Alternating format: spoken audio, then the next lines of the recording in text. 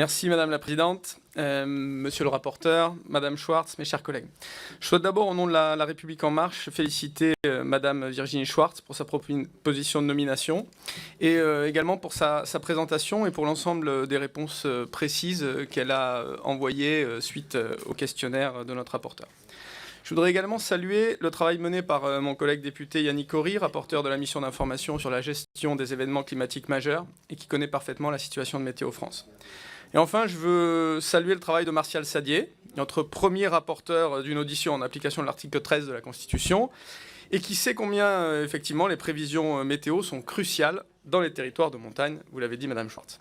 Alors, les épisodes de canicule et de sécheresse qui ont frappé nos territoires cet été, ainsi que les échanges internationaux sur l'Amazonie et la préservation de l'environnement qui se sont tenus au G7 de Biarritz, nous rappellent combien les missions de Météo France sont essentielles pour notre action en faveur du climat.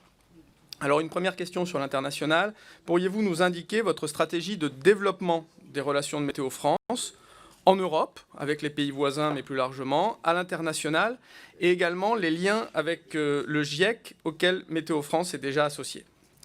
Vous l'avez rappelé, le contrat d'objectifs de performance 2017-2021 pour Météo France fixe un objectif clair, celui de faire progresser les savoir-faire de cette institution d'excellence.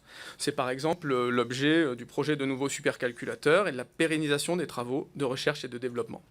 En 2018, d'ailleurs, une étude de France Stratégie soulignait l'importance de la valeur collective générée par Météo France. C'était, je crois, 1 à 2,5 milliards d'euros.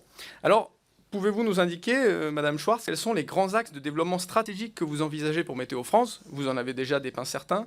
Mais surtout, comment vous abordez la question du maintien des différents centres météo territoriaux qui inquiètent particulièrement les personnels de Météo France?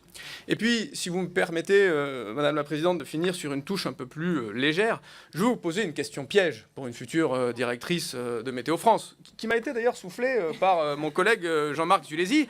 Il me demande, quel temps fera-t-il ce week-end sur sa circonscription? Je vous remercie.